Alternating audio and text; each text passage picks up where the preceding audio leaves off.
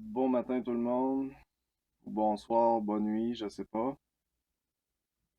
Donc là, moi je voulais juste vous montrer un peu là que quand on travaille sur un projet très rapidement avec le vibe coding, si on n'est pas un programmeur que ça fait genre 20 ans qu'il travaille, je sais pas moi, avec des outils comme Next.js et tout ça, ça peut rapidement devenir un gros mess total.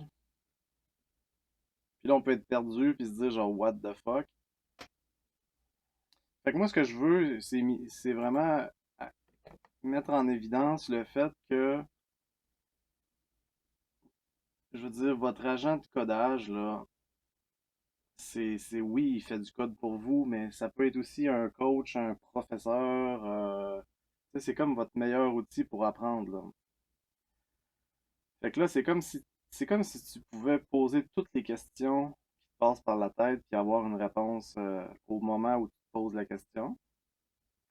Puis moi, je trouve que c'est vraiment puissant pour apprendre. C'est sûr que si tu fais aveuglément confiance, puis tu dis go, on continue, là, ben à un moment donné, tu vas avoir des mauvaises surprises.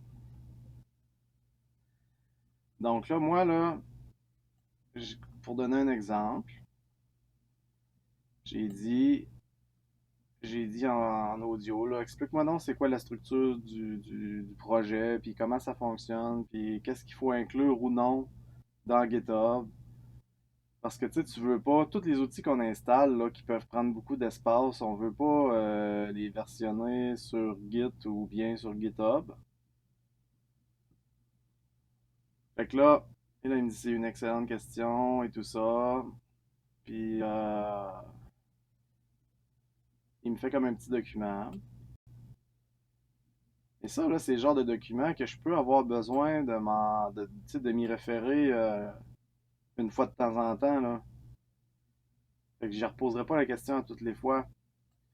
Fait que moi, ce que je trouve qui est quand même un peu intéressant, là, c'est de se créer un dossier de documentation. .md pour le format Markdown. Puis là, il m'explique tout ça. Là, moi, j'ai dit, peux-tu me formater ça en Markdown pour que je puisse, tu sais, juste le prendre, le copier-coller, puis le mettre dans un fichier. Fait que là, il m'a tout formaté ça. Après ça, tu fais juste cliquer ici là, pour copier. Tout ce que j'ai fait, c'est j'ai cliqué ici, nouveau dossier, new folder. Les deux fichiers que j'avais déjà créés, ils n'étaient pas dans un dossier. Il fallait juste les sélectionner, faire un glisser-déposer vers le dossier, parce que j'ai voulu les réorganiser un peu. Puis là, je me suis créé un autre fichier qui s'appelle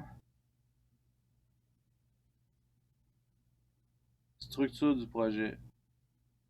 C'est peut-être pas le meilleur nom, là, mais fait que là, en gros, j'ai juste pris ce qu'il m'a dit, puis je l'ai mis ici. C'est plus facile à lire. Fait que là, il me dit ce document explique l'organisation des fichiers et la stratégie de version.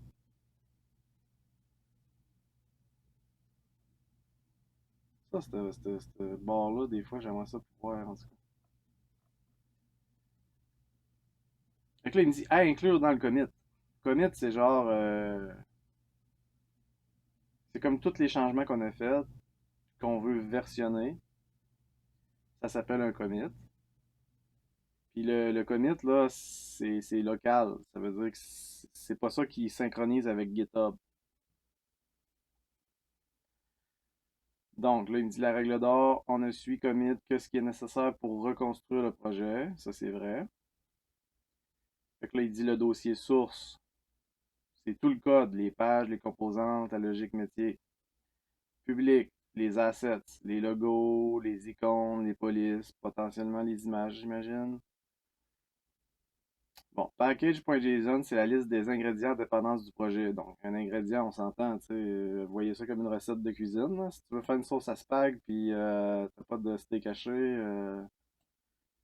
ben ça va faire une sauce à spag végétarienne, là.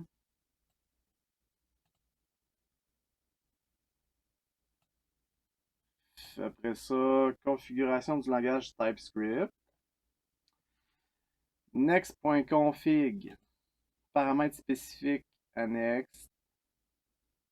Next, on l'a dit plus dans une autre vidéo, c'est notre framework.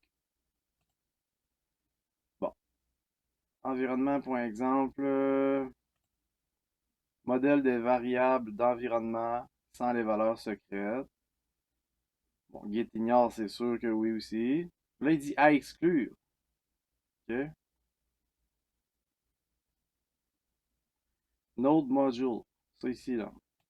On s'entend, là, ça ressemble tout à du fichier. Je sais pas si c'est du fichier binaire, là, mais c'est pas beau tout de suite. T'as pas le goût d'aller jouer là-dedans, là. Fait que ça, c'est vraiment genre tout comme les fichiers qui sont nécessaires à faire rouler là, nos outils. Très volumineux, se réinstalle via npm install. Là, npm, on a dit que c'était Nugget Package Manager, si je me trompe pas. Next. Point next. Ça ici. Ça non plus, on veut pas toucher à ça.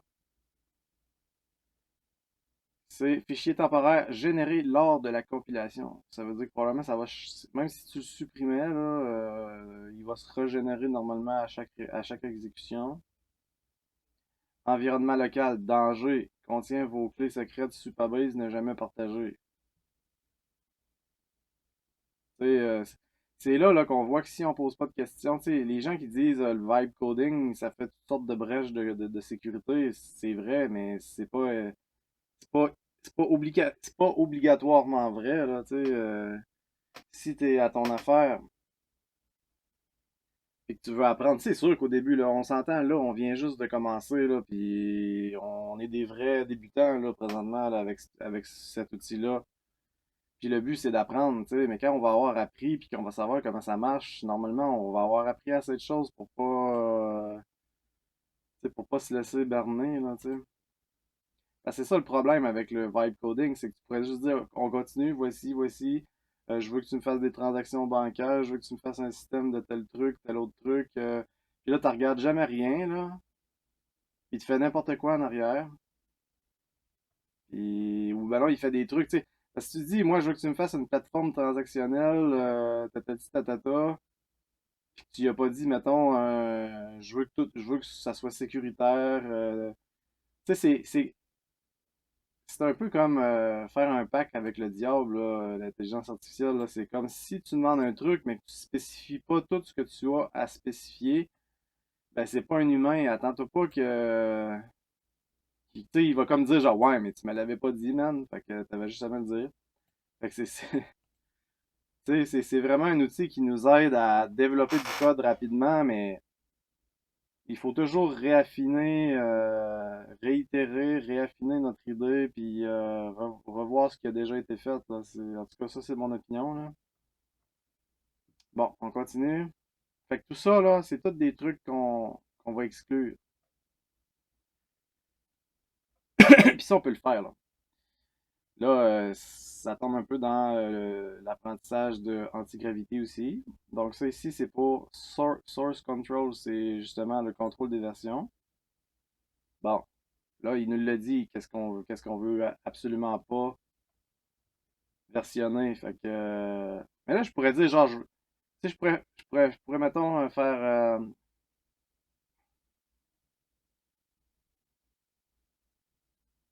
Il me dit deleted, mais parce que normalement, c'est que là, il a été mis ailleurs, là. C'est comme ça ici. Tu sais, je pourrais cliquer sur chaque truc puis faire genre add to git ignore, ok? Mais ça serait pas nécessairement intelligent en termes que là, nous autres, on veut utiliser l'intelligence artificielle, on veut que ça aille vite, tu sais. Fait que le but, c'est pas de tout faire manuellement. Là, j'ai déjà comme construit une conversation. Puis, on a déjà spécifié là, qu'est-ce qu'on devrait ajouter ou pas ajouter, etc. Fait que là, on dirait que ce qu'on peut dire, c'est que le terrain est déjà préparé pour demander à Gemini de ben, peux-tu régler la question du git ignore finalement, tu sais? Fait que c'est ça qu'on va faire. Maintenant que tu m'as dit quoi mettre ou absolument éviter d'ajouter dans le git ignore, là, peux-tu régler la question du Gitignore, écrire tout ce qu'il faut écrire dedans, là, justement, pour qu'on ne versionne pas les trucs que tu as mis à exclure. Parce que j'ai pas envie là, de devoir cliquer sur chaque fichier puis faire add to Gitignore. Tu sais, j'aimerais ça que tu règles que tu règles cette question-là. Puis qu'ensuite de ça, je sois directement prêt à faire mon commit.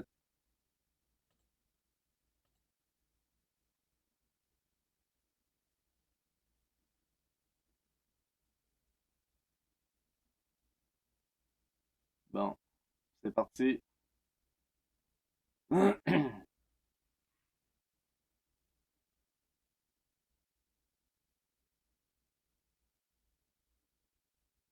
il me dit qu'il va. Parce que tantôt, je lui ai demandé pourquoi il avait ajouté, exemple, il avait ajouté agent.md, claude.md, puis j'ai dit, c'est quoi ces affaires-là? Puis là, il me dit, ça, c'est des fichiers qui sont des consignes pour lui, OK? Pour lui et pour les agents. Ça veut dire que si tu travailles avec Claude, normalement, il peut avoir des consignes sur comment travailler dans ton projet. Ça, honnêtement, c'est la première fois que je vois ça. Puis ça doit être le truc qui apparaît quand tu commences à avoir un projet vraiment gros, là, tu sais. Mais là, je vais lui demander, je vais lui dire pourquoi tu veux nettoyer ça, tu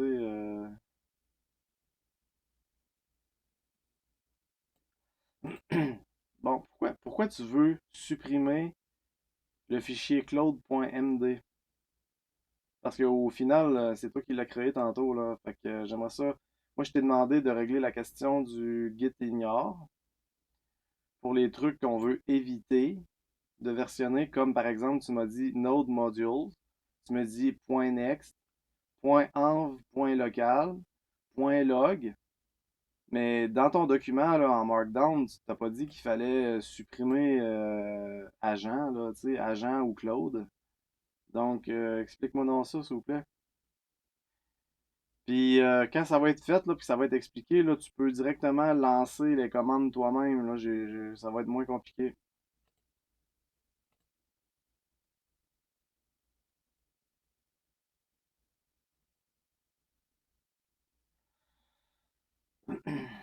Mais là, c'est ça, des fois, avec Gemini Flash, là, il peut peut-être prendre des décisions un peu connes, des fois, je pense, hein.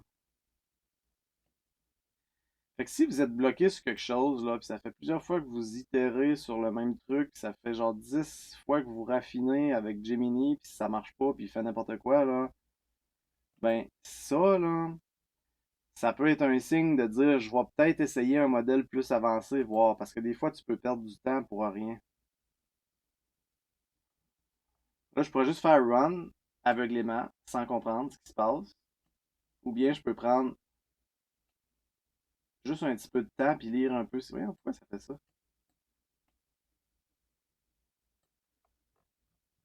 Il veut pas que je remonte, tu sais. Bon, il dit, oups, tout à fait raison, je me suis emballé, fichier alors qu'ils font partie de la structure que nous avons mis en place. J'avais donc retiré le tir immédiatement, rectifié. Bon, garder tous les fichiers, y compris agent, Claude, mettre à jour le .getinor pour exclure uniquement ce qui doit l'être, node.next, .env, .log, etc. Lancer moi-même les commandes git, mise à jour. T'sais, imagines-tu, là, il aurait fallu qu'on écrive ça nous autres mêmes, oublie ça, là. Fait que là,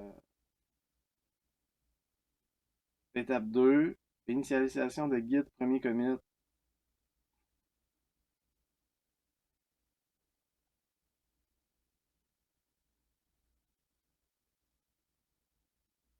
Bon, le commit, honnêtement, je vais dire que ça n'a pas rapport, là.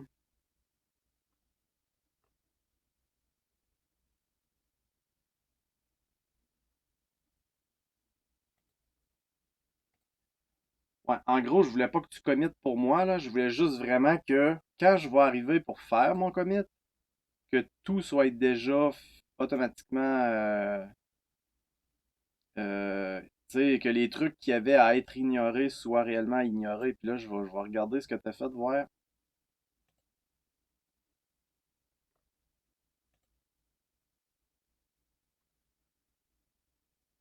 Tu sais, comme normalement, je serais pas supposé de voir. Node Modules. Si je vois ici,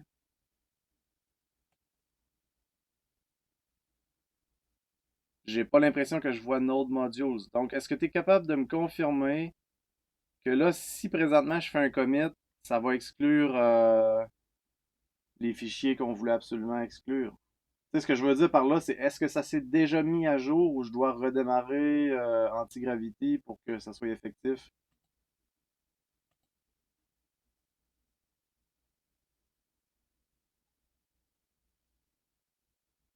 Bon. Fait que tu sais, moi là vraiment là, c'est pas. Tu sais, j'ai fait l'erreur dans mes deux premières vidéos d'appeler ça tutoriel. Puis là, je sais pas si vous avez remarqué, là, mais dans ma troisième vidéo, j'ai rectifié le titre, j'ai écrit apprenons ensemble, tu sais. Parce que moi, là, ce que je veux, c'est vraiment miser sur la collaboration, l'apprentissage en groupe. Tu sais, je veux vraiment, là, mon but, c'est de créer comme une petite communauté, puis on se fasse du fun ensemble, qu'on partage nos connaissances, qu'on développe des projets ensemble, peut-être, pourquoi pas. Là, il me dit, je te confirme à 100% que tout est opérationnel. Pas besoin de redémarrer antigravité pour te le prouver. Regarde, tu vois, là, c'est ça qui est le fun, c'est que des fois, là, quand je le challenge sur des trucs, là, il vérifie par lui-même. Il dit, j'ai lancé une vérification git status. Comme tu peux le voir ci-dessous, Git ne mentionne, nanana. Ben, il dit qu'il y a comme. Parce qu'en réalité, je pense pas qu'il ait fait cette commande-là, parce que sinon, ça m'aurait demandé si je veux accepter ou pas. Là, si je veux être sûr à 100%, check bien ça. Je suis pas certain, moi, que tu l'as fait, ton Git status, parce que j'ai pas eu à accepter aucune demande de commande. Mais est-ce que tu peux le lancer, le Git status, pour voir ce qui se passe, puis me confirmer que les fichiers qu'on voulait ignorer sont bel et bien ignorés? Fait que c'est ça que je veux dire, c'est qu'on apprend, finalement, là, moi, ce que je considère, c'est que quand on développe avec un agent de codage, c'est comme si tu avais accès à ChatGPT, Gemini ou peu importe. C'est pas juste un agent de codage. Tu peux poser n'importe quelle question, là, il va quand même se brancher sur Internet puis vérifier. Donc, ça devient ton coach, ton professeur, ton conseiller peut-être. Puis tu peux lui poser toutes les questions. Puis, tu sais, au fil du temps, là, tu vas apprendre. Là, tu sais, c'est comme si tu avais un cours personnalisé qu'à chaque question que tu te poses, tu as une réponse. Bon, il dit voilà, le résultat est sans appel, comme tu peux le voir. Nanana. Le Gitminer est parfaitement efficace. Node module. Nanana. Et ton fichier ne figure nulle part dans la liste des fichiers non suivis on track file. Bon. Fait que là, on est prêt à faire notre commit. Puis ça va rendre disponible tout le code. Comme je vous disais, là. Éventuellement, je vais écrire le lien là, du GitHub. Mais si vous faites GitHub, vous faites une recherche GitHub Analog Shade, vous allez le trouver. Mais je vais l'écrire dans la prochaine description. Puis si j'oublie de le faire, là, dites-moi là, puis je vais l'écrire. Fait que là, je vais lui demander de générer le message. Là, Initialize Project, tu sais, dans le fond, tous nos outils qui sont initialisés, configurés, etc. Commit. Bon, là, c'est commité. Mais c'est pas encore sur GitHub. C'est encore local sur mon ordinateur. Parce que tu peux faire 20 commits si tu veux, là, puis après ça, toutes les pousser tu sais, en une seule fois, là. Puis pourquoi? Ben, ça se pourrait que tu travailles ben là, je parle, là, on fait du vibe coding, mais mettons que tu développes tout sur ta machine sans l'aide d'un agent de codage. Ben, ça se peut qu'à un moment donné, là, tu sois dans une place dans le monde qui n'a pas d'Internet, puis que tu veux quand même être capable de committer chaque changement, puis t'as pas Internet, fait que tu vas tout faire ça, puis quand tu vas avoir accès à Internet plus tard, ben, tu vas juste comme synchroniser tes changements. Mais là, nous autres, on a Internet, fait qu'on va les synchroniser. Puis là, tu as vu, là, ici, là, il nous montre l'évolution de ce qui se passe. On est encore sur la branche main. Puis, le premier commit qu'on a fait, c'était ajouter la documentation, blablabla, tu sais, roadmap, c'est la structure, là, le plan finalement. Puis là, ici, ce qu'on vient de faire, c'est ça. Initialiser le projet, etc. Fait que ça va être ça pour cette vidéo-là, là. C'est vraiment, en gros, tu sais, vous me voyez seulement interagir avec Gemini, puis on voit ce qui se passe, puis on apprend à apprendre. Fait que, on se voit dans la prochaine vidéo. À plus.